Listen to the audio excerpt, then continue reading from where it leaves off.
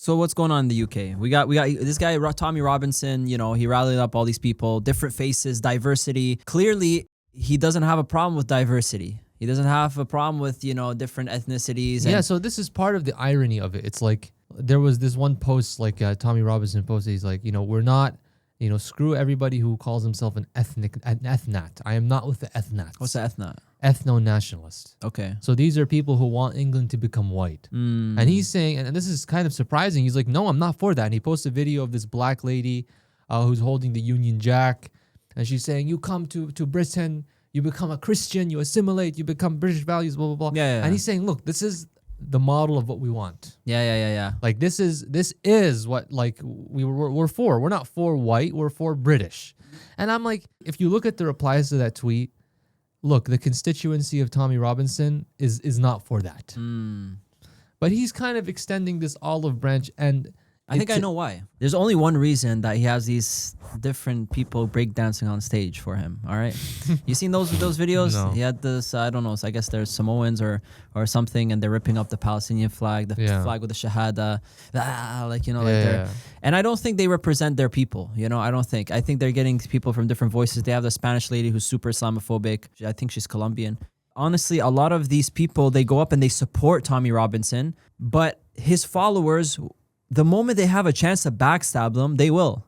They don't care about you. These like non-white people. The non-white people, they don't care about you. They're gonna use you. Like, have you played Catan before? Yeah. You know, like those games, like where you Monopoly and whatever. Many failed relationships. Right. Many broken. So when you're building alliances with people, you're still plotting on how am I gonna stab him in the back when I get the chance. You know what I mean? Yeah, and I mean, like when you look at the replies to that tweet, you see that your average working class white guy who goes to the pub, who's like wearing that English flag, he's not for this. He's not for that black lady who's like, I'm Christian and I'm 100%. British.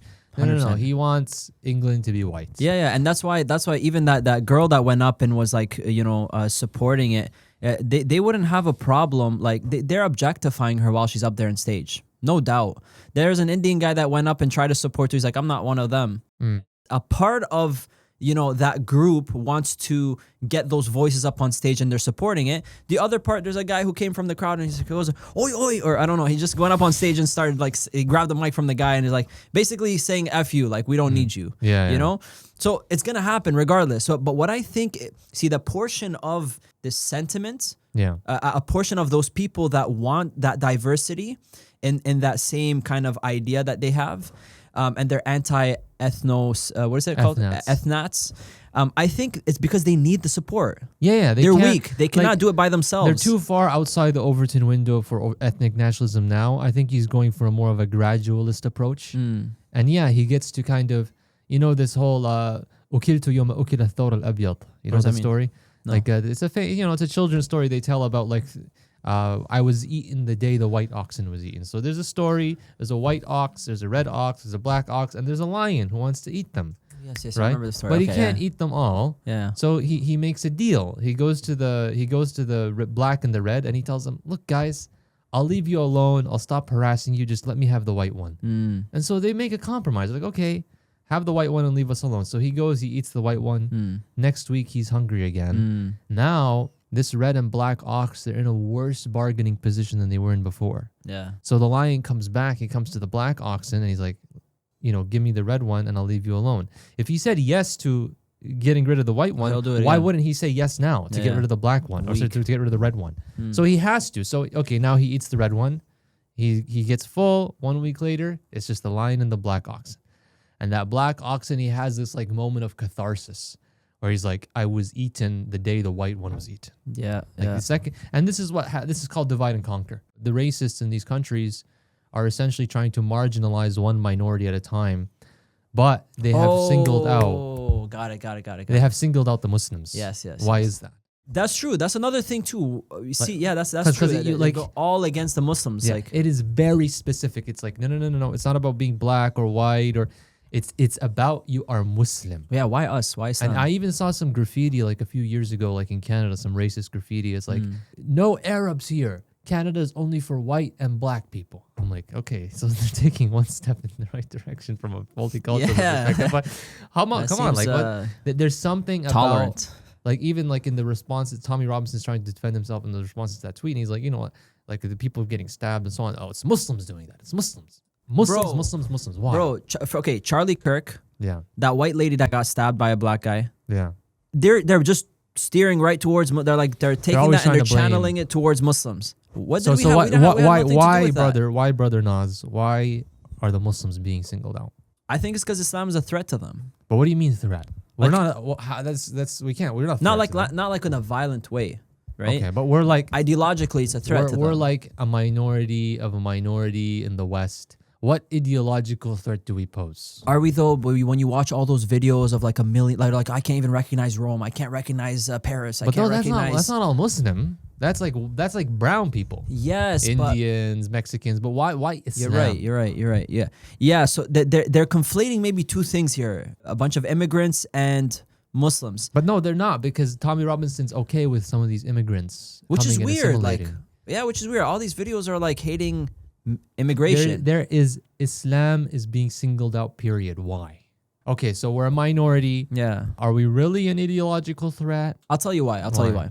Because all those videos that you watch of these Muslims dawah tabling and Muslim figures online, a lot of them are like very like threatening. Okay, two things. Confrontational, you mean? Confrontational, sure, but like more like, oh, like Islam's taken over, whether you like it or not. Yeah. You know, like, oh, you're scared now. Look at our population growing. Look at Islam growing. Look at, you know, and you hear that and you're like, whoa, what's going on? Yeah. But then you look at the reality of the UK, and there's this lady, she's like, is Islam taking over the UK? And she's like this Muslim lady, right? Yeah. Or I don't know if I think she's a revert. Yeah. You know who I'm talking about? Yeah, and she starts listing off all the mayors. All the like mayors, that. and yeah. But again, that's still not convincing, because you haven't hit the marquee issue here. So what's the issue? Which is like, look, I mean, you can also probably list off a bunch of Hindu mayors, right? You could probably list off a bunch of like Hindu population growth in some of these countries, okay, right? And at the same time, it's like, okay, fine. Like you might say, well, Islam is has a competing morality and competing worldview to the West. But again, like the norm is that these Muslims actually convert, right? This is the liberal conservative divide. Like liberals in the West, they want to bring they're okay with Muslims and Muslims coming to living in the West, not from the perspective that they're defending Islam. And this is what the conservatives, they get wrong. The conservatives believe, oh, well, these liberals, they're apologists for Islam. Don't you know that their Sharia is against your liberal values? But no, the liberals aren't like ignorant of that. The liberals just believe that they can convert Muslims to liberal values. How so? Well, they have been doing it. Assimilation, the school system, the movies, soft power, Western civilization. Yeah. More for the most part, Islam becomes something cultural, right? Yes. So and the people who really hold on to their deen is a minority, really. The first thing I think when you say that is that girl, superhero Muslim hijabi. What's her name? Superhero. Muslim woman. Hijabi Captain superhero, Marvel, man. Captain whatever. Islam. What's her name? I don't know what you're talking about. Hold on. Let me search it. You know who I'm talking about. It's a Marvel thing, right? Yeah, it's a Marvel thing. Kamala Khan. Yeah. Muslim Marvel. Refers to Kamala Khan, Marvel's first Muslim superhero. It's for diversity and, So anyways. Yeah. First thing I think of that is like, is that what a Muslim hero is? Somebody that assimilates to the definition of a hero from the Western point of view? Like the stories of the heroes that they've made up. Yeah. Rather than our stories. Sure. Like, I mean, it's more than just like a superhero, right? I mean, that's kind of symbolic of, that their acceptance by the West. You can be Muslim and you can be Canadian. You can be Muslim and you can be British. And what that really means is you can continue to practice your rituals and not eat pork and whatever. But ultimately, you adopt our values. You adopt our way of life. And you kind of tolerate and not about tolerance, really. It's about assimilation. But what really kind of gets me is that we still haven't really found out, like, okay, what is it that makes Islam singled out if it's, okay, Muslims are being assimilated. Okay, if we're a minority, we're really struggling to hold on to our deen. If I have to think about it, I can only imagine that the anxiety comes from two things. The otherness of Islam, even though people holding on to it or not is a different story. It's just Islam is a very other. It's foreign. It's very... It's people know that Islam is a totalizing system. It's even Islamophobes recognize it's like Islam is not a religion. It's a full political system has a Sharia. And see, Hinduism doesn't have that. Yeah. Like in just random Indians coming to the West, they're not coming with that. They might come with the culture, but they assimilate way faster. That is still true. Even though Muslims assimilate, these people do assimilate way faster than Muslims. Yeah. Right? And even if assimilation is going like well, relatively well, compared to our ability to try to kind of keep Muslims on their deen, they recognize a potential for Islam in general in the world to revive and become a civilization and a superpower, become an entity that would have, let's say, a philosophical answer to the West, an ideological answer to what the West has to offer. So, especially ever since Bush, war on terror, like Muslims started to be seen as a fifth column in society. What does that mean? Fifth column is a group of people in a country who are seen as aiding the enemy. So like Japanese citizens of America in World War II. Yeah. Oh, you guys are part of the enemy, right? Yeah. So, and the other thing you have to look at from what makes Islam special is there's a history of Western versus Islamic geopolitical conflict, ideological conflict. This goes back to the Crusades. It goes back to like the invasions here and invasions there, both sides. Yeah. Christianity has had that history with Islam. Yeah. And these people, as like the guardians of Western civilization and as like wanting to return to the tradition, part of returning to the tradition is any narrative, any ideological narrative needs to have an enemy. Yeah. Right? Yeah. You need to have, okay, who is the villain that's going, and the villain that they choose is more for their own purposes than for us sometimes. Yeah. Meaning like, I villainize the Muslims because that makes my own people think about themselves in a specific way, i.e., back in like the olden days when we were Christians and we were whites and we were Europeans, and the Europeans, their natural foe is the Muslims. Yeah. It's always been like a Christianity versus Islam kind of thing. Like Yes. even Spain, Andalus, in the Philippines, there's a big, Christian and versus Islam kind of history. Even now, we're seeing it more coming back. But is Christianity even like Christianity isn't really, it's not on the same playing field. No, it's not, because I mean it's more of a vibe. It's more of a vibe more than anything. And this is like, we've talked about it before, but it's very well encapsulated by Ayaan Hirsi Ali when she said, I'm converted to Christianity. But she said, I'm Christian, but it's not really for the religion.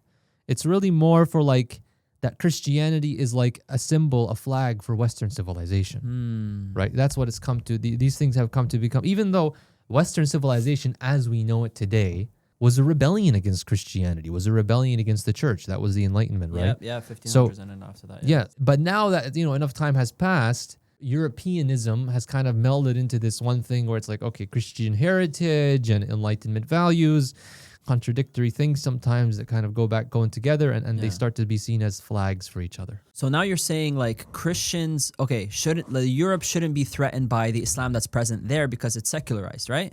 That's what you're saying. You're saying Muslims are assimilating.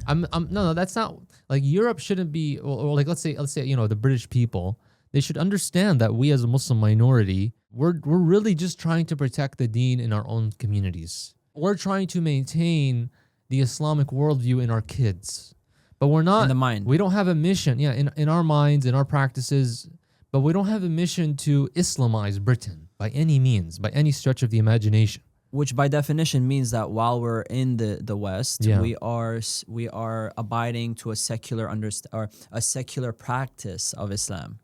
I mean, look, there is no political ambition, and you might call that secular, but that doesn't mean we don't have political ambitions, period. We do have political ambitions for the Muslim world. We're still, even though we're a Western diaspora, we are a diaspora.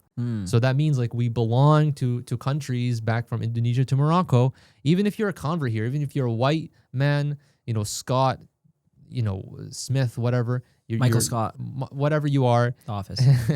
And you convert to Islam, you still belong to the Ummah. Right? And that means the Muslim majority countries today. And therefore, like, we're not secular because we as Muslims in the West need to continue to understand our responsibility towards the Ummah. Right? And so that's like how I would explain it to a Tommy Robinson or to an ethnat or whatever. It's like, look, I don't have a political ambition to Islamize Britain. I have a political ambition to Islamize the Muslim lands. Yeah. Right? And like that, I hope that makes things like very, like, my cards are revealed. You know what I'm saying? Yeah. I'm not hiding anything from you. There's no taqiyya going on. I am pro Sharia. I'm pro establishment of Islam. But it just, first of all, it doesn't make sense in the West. Second of all, you brought us in with a mutual understanding that, okay, like you respect our freedom of religion. You promised to respect our freedom of religion. And at the same time, when we came in, there's an implicit agreement that we accept like how you guys want to live, how you guys want to organize yourselves. We're not there to change that. We're not here to like infiltrate. Yeah. Even though if we were, we wouldn't say that we would. But I'm trying to argue to you that it's not even in our own interests to do so. It's not even what our own deen tells us to do. Our own deen tells us to, start with al-aqraba, right? Like the people who are close to you. Yeah. The actual Muslims who are living by secular law in our own countries. Yeah. Whoa, that was like whatever.